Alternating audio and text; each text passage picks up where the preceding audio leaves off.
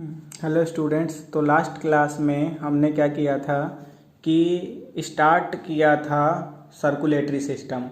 और circulatory system हमने जाना था क्या होता है। तो ह्यूमन बींग्स के अंदर या कॉम्प्लेक्स ऑर्गेनिज्म के अंदर, यानी जो भी जटिल जीव हैं उनके अंदर ट्रांसपोर्टेशन का एक मीडियम बनाता है, एक माध्यम बनाता है। अगर आपसे कोई पूछे कि सर्कुलेटरी सिस्टम क्या काम करता है हमारे शरीर में, तो आप कहोगे कि ये हमारे शरीर में जो पाचन के बाद, डाइजेशन के बाद जो सिंपलर सब्सटेंस बने थे उनको बॉडी के एक पार्ट से दूसरे पार्ट तक ले जाने का काम करता है। और सिर्फ जो सिंपलर प्रोडक्ट बने थे, यानी साधारण जो उत्पाद बने थे डाइजेशन का, तो उन्हीं को नहीं, इसके साथ सर्कुलेटरी सिस्टम जो है वो हेल्प करता है ऑक्सीजन को ले जाने में, वाटर को ले जाने में, प्रोटीन्स वगैरह कुछ होते हैं उनको ले जाने में। तो यानी अगर सम अप करूं तो जो भी सब्सटेंस की मूवमेंट होती है बॉडी के एक पार्ट से दूसरे पार्ट तक, या सेल के अंदर या सेल के बाहर, ठीक है, या सेल तक, तो वो सर्कुलेटरी सिस्टम से ही होती है। ठीक है। अब ये सर्कुलेटरी सिस्टम के अंदर हमें कुछ बातें जाननी है कि सर्कुलेटरी सिस्टम किस किस चीज़ से बना है। तो आपने जो है इसका वीडियो क्लास भी ले चुके हो, लेक्चर क्लास। और अब यहाँ पे जो है लैंग्वेज में भी एक बार बता देता हूँ आपको कि सर्कुलेटरी सिस्टम में तीन चीज़ें होती हैं बहुत इंपॉर्टेंट। एक तो हार्ट, जो कि मेन पार्ट हो गया। जैसे कूलर के अंदर मैं बात करूं तो पंप होता है जो वाटर को ऊपर तक पहुंचाता है, जो उसके विंग्स में वाटर डालता है जिससे ठंडी हवा पाती है। एक तो क्या हो गया, हार्ट, जो पंपिंग मशीन है। दूसरा वेसल्स जो होती हैं वो क्या करती हैं कि पैसेज बनाती, रास्ता बनाती है, जिससे कि जो है वो सब्सटेंस एक पार्ट से दूसरे पार्ट तक जा सके, या सेल तक जा सके, टिश्यू ऑर्गन्स तक जा सके। तो वेसल्स में हमें पढ़ना होगा आर्टरी, वीन्स, कैपिलरीज, ये तीन वेसल्स पढ़ने हैं। तो अगर सर्कुलेटरी सिस्टम के वेसल्स के नाम पूछ ले तो तीन वेसल्स होते हैं, आर्टरी, वीन्स और कैपिलरीज। ठीक है। और तीसरी चीज जो हमें जाननी होगी सर्कुलेटरी सिस्टम में वो है ब्लड जो है वो आप पहले भी पढ़ चुके हो 9th क्लास में। कनेक्टिव टिश्यू होता है, ठीक है, और फ्लूइड होता है, यानी कि बहने वाली चीज होती है। तो ब्लड के अंदर ही ये सारी चीजें होती है, और ये ब्लड जो है वो वेसल से होके जाता है पूरे बॉडी में। और इस ब्लड को प्रेशर कौन प्रोवाइड करता है, यानी इसमें दबाव कौन लगाता है जिससे कि डिफरेंट पार्ट तक जा सके, तो हार्ट। तो हार्ट, वेसल्स एंड ब्लड, ये तीन चीजें मेन आपको पढ़नी है सर्कुलेटरी सिस्टम में। ठीक है। और जहां पे हम ब्लड पढ़ रहे होंगे वहां पे उसके कंपोनेंट्स भी पढ़ेंगे, plasma, RBC, WBC and platelet. ठीक है। तो पहले हम स्टार्ट करते हैं हार्ट से। तो हार्ट लास्ट क्लास में मैंने आपको समझा दिया था कि हार्ट जो है कुछ नहीं है, एक मस्कुलर ऑर्गन है, कार्डियक मसल से बना हुआ है, 9th क्लास में पढ़ा था। और 4 चैम्बर्स होते हैं इसमें, जिसमें कि आप right left auricle, right left ventricle, तो right left auricle 2 chamber, right left ventricle 2 chamber, total 4 chambers हो गए। और ये चैम्बर्स क्यों होते हैं, क्योंकि ये चैम्बर्स जो हैं ऑक्सीजनेटेड, यानी ऑक्सीजन वाले ब्लड को डीऑक्सीजनेटेड, यानी जिसमें ऑक्सीजन नहीं है, कार्बन डाइऑक्साइड है, उस ब्लड से अलग रखता है। दोनों मिक्स हो जाएंगे तो प्रॉब्लम क्रिएट हो जाएगी, जो हमारी ऑक्सीजन की डिमांड है वो पूरी नहीं हो पाएगी जितनी अमाउंट में हमें चाहिए। इसीलिए 4 चैम्बर्स बने हुए हैं, सेपरेट रखते हैं ऑक्सीजनेटेड और डीऑक्सीजनेटेड ब्लड को। आगे बढ़ते हैं तो हम जो हैं हार्ट को पंपिंग मशीन कहते हैं। क्यों कहते हैं पंपिंग मशीन, क्योंकि ये हार्ट के से जो ब्लड पूरे बॉडी में जाएगा तो उसके लिए एक प्रेशर चाहिए, तो ये वो प्रेशर प्रोवाइड करता है, और पूरे प्रेशर के कारण ही वो ब्लड जो है बॉडी के डिफरेंट पार्ट तक सब्सटेंसेस को ले जा पाता है। फिर वो फूड हो, गैसेस हो, प्रोटीन हो, वाटर हो, ठीक है, ये सारी चीजें ले जाने का काम कर पाता है। तो हार्ट के बारे में उम्मीद है कि समझ आ गया होगा। ठीक है। अब आगे बढ़ते हैं तो हमें ये भी जानना है क्या कि जो हमारे अंदर वेसल्स हैं वो क्या क्या हैं और वो क्या काम करते हैं। तो 3 वेसल्स के नाम बोले मैंने, कौन कौन से, आर्टरी, वीन्स और कैपिलरीज। तो आर्टरी वीन्स के बारे में पिछली क्लास में भी बता दिया था। तो यहाँ पे जो है मैं सिर्फ आपको जो है डिफरेंस बताता हूँ दोनों के बीच, ठीक है, आर्टरी और वीन्स के बीच डिफरेंस बताने का काम करता हूँ। तो देखो, सबसे पहले आर्टरी जो होता है थिक वॉल्ड, मोटे वॉल वाला होता है, मोटी दीवार समझ लो, ठीक है। और जो वीन्स होता है वो थिन वॉल्ड, पतली दीवार वाला या पतली परत वाला होता है। आर्टरीज जो होता है वो क्या करता है, हाई ब्लड प्रेशर से ब्लड पंप करता है, इसीलिए उसकी वॉल को ठीक रखना पड़ता है। क्योंकि आर्टरी क्या करता है, पहले इसका काम याद रखना, आर्टरी का काम है हार्ट से ऑक्सीजनेटेड ब्लड को डिफरेंट पार्ट ऑफ बॉडी तक पहुंचाना। क्या काम है, आर्टरी का काम है ऑक्सीजनेटेड यानी ऑक्सीजन वाले ब्लड को, जिसमें ऑक्सीजन हो, उसको बॉडी के डिफरेंट पार्ट तक ले जाना, यानी हार्ट से बॉडी के डिफरेंट पार्ट तक ऑक्सीजनेटेड ब्लड को ले आना। तो अब जब हार्ट से ब्लड निकलेगा तो हाई प्रेशर से निकलेगा, तो उस हाई प्रेशर के अंदर जो है वो आर्टरी का जो थिक वॉल है वो उसे फटने से बचा लेता है, इसीलिए आर्टरी का जो वॉल है वो थिक होता है। क्लियर है? तो ये था। और वीन्स का काम क्या है, तो वीन्स का काम होता है जो डीऑक्सीजनेटेड ब्लड है, यानी सेल और टिश्यू ने रेस्पिरेशन किया, उन्होंने कार्बन डाइऑक्साइड छोड़ा, ऑक्सीजन ले लिया, तो अब जो ब्लड बना वो डीऑक्सीजनेटेड, जिसमें ऑक्सीजन नहीं है, उस ब्लड को ऑर्गन, टिश्यू या बॉडी पार्ट से कहाँ पे, हार्ट तक वापस ले आता है। तो बॉडी पार्ट से हार्ट तक डीऑक्सीजनेटेड ब्लड को लाने का काम वीन्स का होता है। अब इसमें प्रेशर तो है नहीं, सारा प्रेशर तो खत्म हो गया होगा बॉडी पार्ट्स तक जाते जाते, तो इसी कारण से जो वीन होती है उसकी वॉल थिन होती है, पतली होती है। क्लियर है? तो अब आगे बढ़ते हैं। जो आर्टरीज होती हैं उनमें वॉल नहीं होती। क्या नहीं होती? वॉल नहीं होती है, यानी कि ब्लड को बैक फ्लो से रोकने के लिए। क्यों? क्योंकि हार्ट ऊपर है, बॉडी पार्ट्स जो हैं वो हमारे उससे नीचे हैं, तो वहाँ पे जो ब्लड है वो क्या होता है, नीचे की ओर ही जाता है, यानी टू द वर्ड्स ग्रेविटी जाता है। तो वॉल जो है नहीं होती, क्योंकि बैक फ्लो होगा ही नहीं ऊपर। अब जो ब्लड नीचे जा चुका है वो वापस अपने आप ऊपर कैसे आएगा? ठीक है, तो आर्टरी में वॉल नहीं होती है। वीन्स में वॉल प्रेजेंट होती है, वॉल, VALVE, वॉल। वॉल मतलब आप समझ लो, जैसे आपने पाइप वगैरह में देखा होगा वॉल पानी को रोकने के लिए होता है, तो आप वैसे ढंग से वॉल को समझ सकते हो। या सिलेंडर वगैरह घर में LPG यूज़ करते हो तो देखा होगा उसमें भी वॉल लगा होता है, बंद कर देते हैं जब हमें खाना नहीं पकाना होता है तो वॉल। तो वीन में वॉल्व होता है। क्यों होता है? क्योंकि वीन का काम क्या है कि डिफरेंट बॉडी पार्ट से हार्ट तक लाना, यानी नीचे से ब्लड को ऊपर पहुंचाना। ठीक है, तो अब ऊपर जब ब्लड पहुंचा रहा होगा तो ऐसा भी तो हो सकता है कि ब्लड नीचे आ जाए, बैक फ्लो हो जाए उसकी, तो नीचे ना आ पाए, उसे रोकने के लिए वॉल प्रेजेंट होते हैं वीन में। क्लियर है? तो यहाँ पे हमने कुछ डिफरेंसेस जाना कि आर्टरी जो होता है वो थिक होता है, थिक वॉल्ड होता है, और वीन जो होता है थिन होता है। आर्टरी का काम होता है ऑक्सीजनेटेड ब्लड को हार्ट से कहाँ तक ले जाना, बॉडी पार्ट्स तक। वीन का काम होता है डीऑक्सीजनेटेड ब्लड को बॉडी पार्ट से हार्ट तक ले जाना। आर्टरीज के अंदर वॉल नहीं होते, वीन्स के अंदर वॉल होते हैं। आर्टरी एक और टाइप का होता है पुल्मोनरी आर्टरी, जो डीऑक्सीजनेटेड ब्लड कैरी करता है, और वीन भी एक स्पेशल वीन होता है, पुल्मोनरी वीन कहते हैं, जो लंग्स के लिए काम करता है, तो वो ऑक्सीजनेटेड ब्लड ले आता है लंग्स से हार्ट तक। तो ये था डिफरेंस।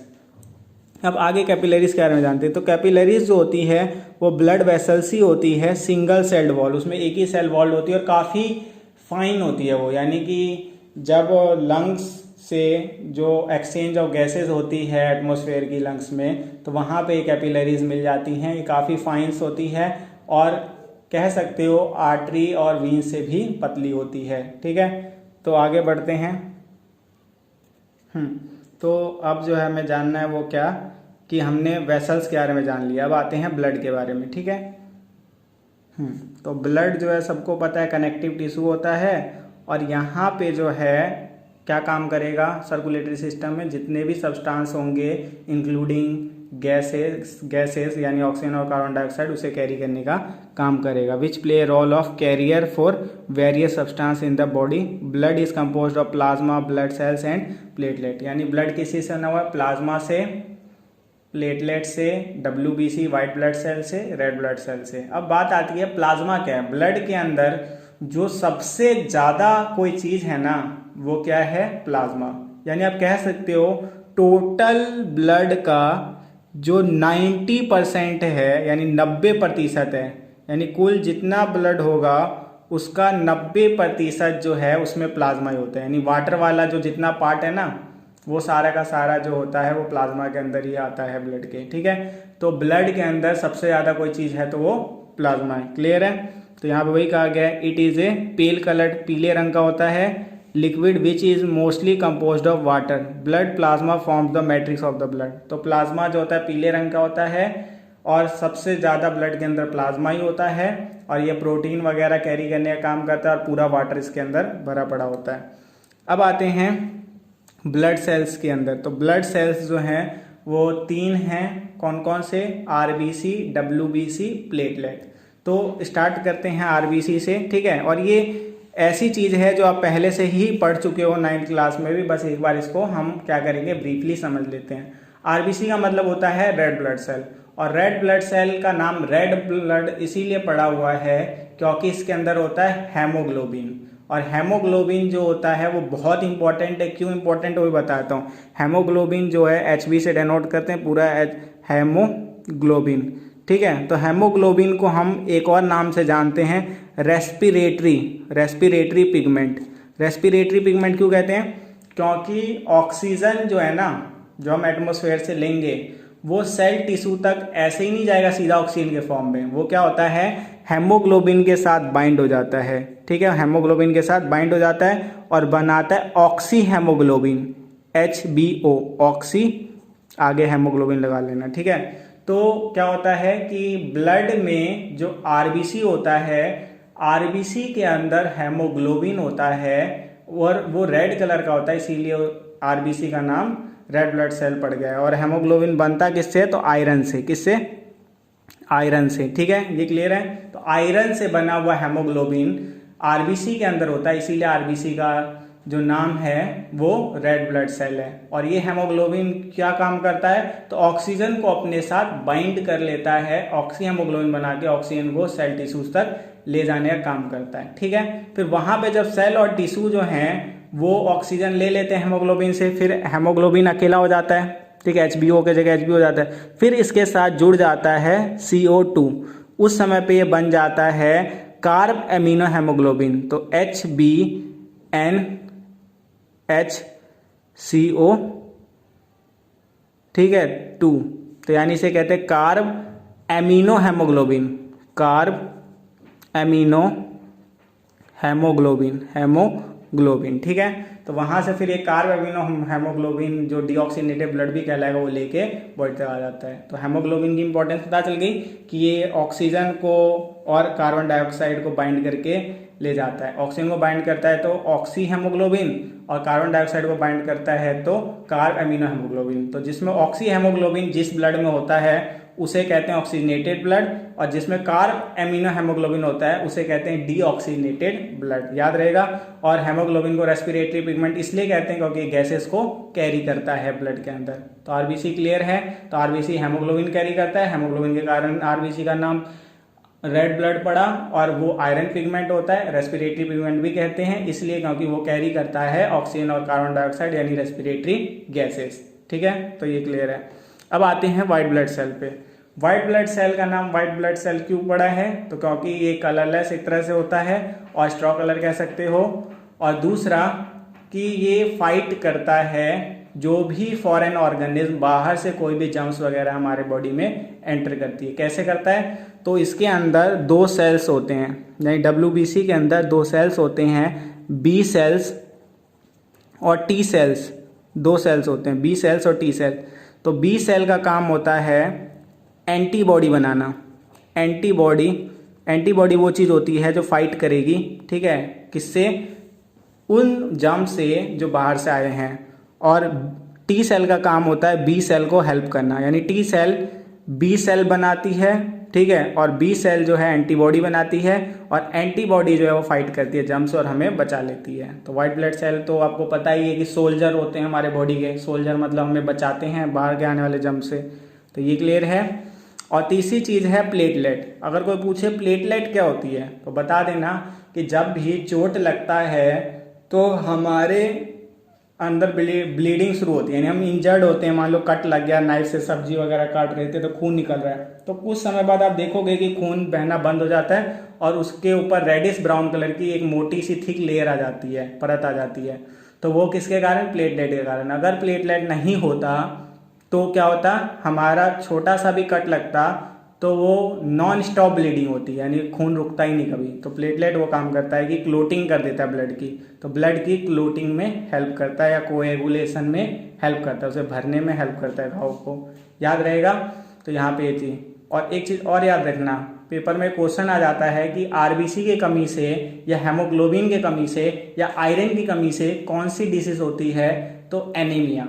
आपने देखा होगा कई लोग जब खासकर आगे फीमेल्स में यानी लड़कियों में या औरतों में जो है एनीमिया की शिकायत रहती है। क्यों? क्योंकि जब ज़्यादा ब्लड लॉस होता है, ठीक है, या नॉर्मली अगर आयरन की कमी होती है, हेमोग्लोबिन की कमी होती है, तो वहाँ पे जो है क्या होता है, डेफिशिएंसी हो जाती है आयरन की, और आयरन की डेफिशिएंसी को ही, हेमोग्लोबिन की डेफिशिएंसी को ही, रेड ब्लड सेल की डेफिशिएंसी को ही एनीमिया कहते हैं।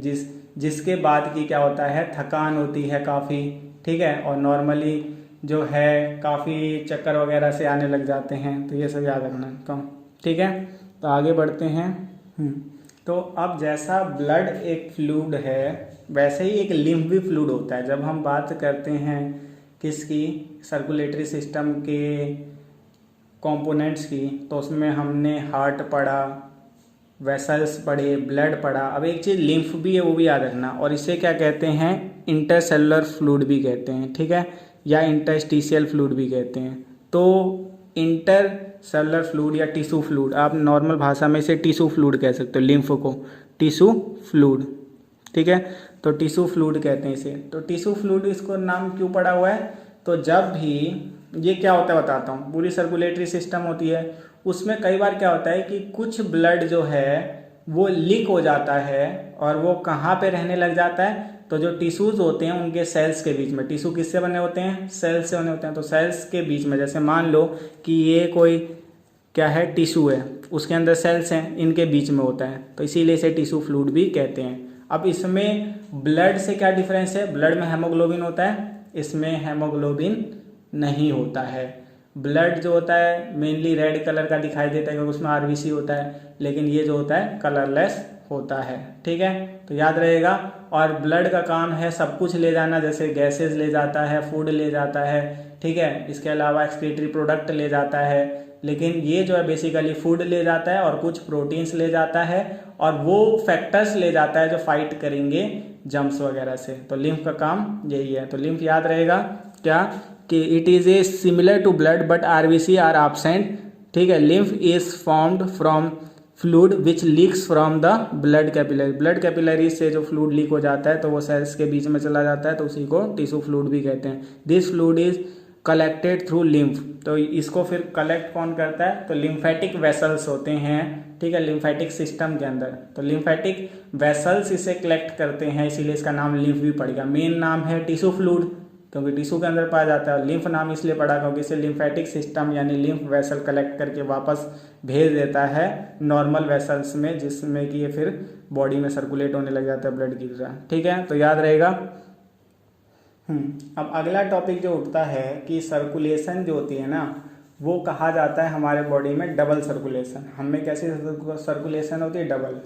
जैसे नॉर्मली फिशेस वगैरह की बात करूं तो फिशेस के अंदर जो है वो सिंगल सर्कुलेशन होती है, यानी उनमें एक ही ऑरिकल होता है, एक ही वेंट्रिकल होता है, तो वो एक बार सर्कुलेशन करते हैं। लेकिन ह्यूमन के अंदर 4 चैम्बर्ड है तो डबल सर्कुलेशन होती है। तो ये डबल सर्कुलेशन क्या है, तो आप सीधे से आम भाषा में समझो कि एक जो पूरी साइकिल होगी ना, यानी एक बार जो हम ब्रीद इन ब्रीद आउट करते हैं, सांस लेते हैं और छोड़ते हैं, तो उतनी देर में हार्ट से ब्लड 2 बार पास हो जाता है, यानी हमारे हृदय से, दिल से 2 बार हार्ट पास हो जाता है, एक बार ऑक्सीजनेटेड ब्लड और एक बार डीऑक्सीजनेटेड ब्लड। तो इसी को डबल सर्कुलेशन कहते हैं, ठीक है। और इसी को करवाने के लिए 4 चैम्बर है हमारे बॉडी में, ठीक है। तो डबल सर्कुलेशन क्या है, in a single cardiac cycle. Cardiac cycle यानी एक बार ऑक्सीजनेटेड ब्लड का जाके डीऑक्सीजनेटेड ब्लड को लेके आ जाना, ठीक है, तो इसे कहते हैं कार्डियक साइकिल। तो एक कार्डियक साइकिल के अंदर हमारे हार्ट से जो है ब्लड 2 बार पास होता है, इसी को डबल सर्कुलेशन कहते हैं। एक बार ऑक्सीजनेटेड, एक बार डीऑक्सीजनेटेड।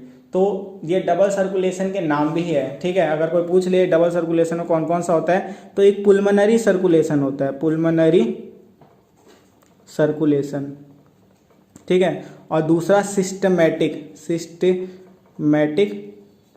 सर्कुलेशन। ठीक है, तो यहाँ पे दो तरह के सर्कुलेशन होते हैं, पुल्मोनरी सर्कुलेशन पहला और दूसरा सिस्टमैटिक सर्कुलेशन। तो पुल्मोनरी सर्कुलेशन क्या है तो बता देता हूँ, जो बॉडी पार्ट से डीऑक्सीनेटेड ब्लड हार्ट में आता है और फिर हार्ट से जो वापस जाता है कहाँ पे, लंग्स में, किस लिए, ऑक्सीनेटेड होने के लिए। तो ये जो पार्ट है बॉडी पार्ट से हार्ट और हार्ट से लंग्स तक ऑक्सीनेटेड होने के लिए इसे पुल्मोनरी सर्कुलेशन कहते हैं। वहीं दूसरी तरफ फिर लंग से हार्ट में और हार्ट से ऑक्सीनेटेड ब्लड का कहाँ पे, बॉडी पार्ट्स में आना, ये सिस्टमैटिक सर्कुलेशन। तो एक बार जो है बॉडी पार्ट से हार्ट में और हार्ट से लंग्स में डीऑक्सीनेटेड ब्लड गया, फिर लंग्स में ऑक्सीनेटेड हो गया और फिर ऑक्सीनेटेड होने के बाद ऑक्सीनेटेड ब्लड लंग्स से हार्ट में आया, फिर हार्ट से बॉडी पार्ट्स तक गया, तो यहाँ पूरा क्या है, ऑक्सीनेटेड। तो एक बार ऑक्सीनेटेड के लिए हो गया, ठीक है, सिस्टमैटिक, और एक बार डीऑक्सीनेटेड के लिए हो गया पुल्मोनरी। तो pulmonary circulation and systematic circulation, there are two circulation in a one cardiac cycle, hence the name of cycle या सर्कुलेशन डबल सर्कुलेशन। ठीक है, दो बार पास होता है, एक बार ऑक्सीनेटेड, डीऑक्सीनेटेड, इसीलिए इसको डबल सर्कुलेशन कहते हैं। अब पेपर में क्वेश्चन आता है कि डबल सर्कुलेशन का क्या फ़ायदा है, यानी क्या इंपॉर्टेंस है डबल सर्कुलेशन की ह्यूमंस में या एनिमल्स में, यानी कि द्वि संचरण जो होता है, डबल सर्कुलेशन जो होता है, उससे क्या फ़ायदा मिलता है ऑर्गेनिज्म, एनिमल्स को। तो यहाँ पे हम कह सकते हैं डबल सर्कुलेशन जो है वो एंश्योर करता है separation of oxygenated and deoxygenated blood, यानी कि ऑक्सीनेटेड और डीऑक्सीनेटेड ब्लड को सेपरेट रखता है, मिलने नहीं देता। और सेकेंड इंपॉर्टेंस है कि इट प्रोवाइड द एफिशिएंट और नेसेसरी ऑक्सीजन टू ऑर्गेनिज्म। ठीक है, यानी जितनी ऑक्सीजन हमें चाहिए होती है वो हमें मिल जाती है। अगर मिक्स हो गया होता, अगर डबल सर्कुलेशन नहीं होता तो ऑक्सीजन की कमी होती, हमारे सेल्स को उतना ऑक्सीजन नहीं मिल पाता जितना कि हमें चाहिए था। तो ऑक्सीजन को प्रोवाइड करने के लिए हेल्प करता है कि उतनी ऑक्सीजन, नेसेसरी ऑक्सीजन हमें मिल जाए, या जितनी डिमांड है उतनी ऑक्सीजन मिल जाए। और दूसरा, ऑक्सीनेटेड और डीऑक्सीनेटेड ब्लड को मिक्स नहीं होने देता। ये दो इंपॉर्टेंस याद रखना, ठीक है। तो अब आगे बढ़ते हैं, और एक चीज़ और याद रखना कि 1 मिनट के अंदर हमारा जो हार्ट है वो कितनी बार बीट करता है, यानी दिल कितनी बार धड़कता है। तो 72 to 75 टाइम्स। तो एक हेल्दी पर्सन में आप एवरेज ले लो 72 टाइम्स, 1 मिनट में 72 टाइम्स, यानी 1 मिनट के अंदर 72 टाइम्स कार्डियक साइकिल होती है। कार्डियक साइकिल यानी एक बार ऑक्सीनेटेड ब्लड का जाना और डीऑक्सीनेटेड ब्लड को लेके वापस आ जाना, तो इसको कहते हैं एक कार्डियक साइकिल। तो ऐसे करके 72 बार 1 मिनट में हमारे शरीर के अंदर ऑक्सीनेटेड ब्लड जाके डीऑक्सीनेटेड होके आ जाता है। सोचो, 1 मिनट के अंदर ही 72 बार ब्लड जाता भी है हार्ट से और आ भी जाता है। ठीक है, तो इसी को कहते हैं कार्डियक साइकिल। और 72 टाइम कार्डियक साइकिल होता है 1 मिनट के अंदर। ठीक है, तो अब आगे बढ़ते हैं। तो अब देखो, हार्ट से जो पहले तो आपको ये याद होना चाहिए कि ब्लड कैसे वो करता है। तो लंग से स्टार्ट होता है, लंग से जो है पुल्मोनरी वीन जो है उसे कहाँ पे लेके आता है, हार्ट तक लेके आता है। फिर हार्ट से जो है उसे आर्टरी जो होता है वो क्या करता है, बॉडी टिश्यूज तक, ऑर्गन्स तक ले जाता है। ठीक है, और फिर बॉडी टिश्यू ऑर्गन्स में जो है से वो कहाँ पे आता है, तो बॉडी टिश्यू ऑर्गन से फिर उसे वीन जो है फिर वापस हार्ट में ले आता है, और फिर हार्ट से जो है उसे क्या, लंग्स तक ले जाने का काम करता है पुल्मोनरी आर्टरी।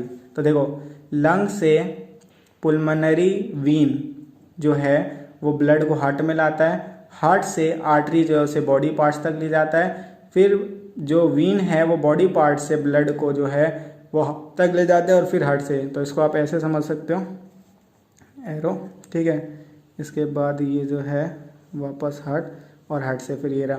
और यहाँ पे देखो, यहाँ पे ऑक्सीनेटेड ब्लड ले जाया जाता है, यहाँ पे भी ऑक्सीनेटेड ब्लड होता है, यहाँ पे डीऑक्सीनेटेड ब्लड होता है CO2 वाला, यहाँ पे भी डीऑक्सीनेटेड ब्लड होता है। ठीक है, तो ऐसे समझ सकते हो, और ये नॉर्मल एक तरीका बताया गया है। तो आज के लिए जो है हम इतना ही क्लियर करेंगे, और एक्सक्रीशन नेक्स्ट क्लास में कवर कर लेंगे, और प्लांट के अंदर भी थोड़ा सा सर्कुलेशन या ट्रांसपोर्टेशन जानेंगे। ठीक है, आज हमने एनिमल के अंदर सर्कुलेशन या ट्रांसपोर्टेशन समझा है। तो होप आज की क्लास समझ आ गई होगी। तो नेक्स्ट क्लास में मिलते हैं।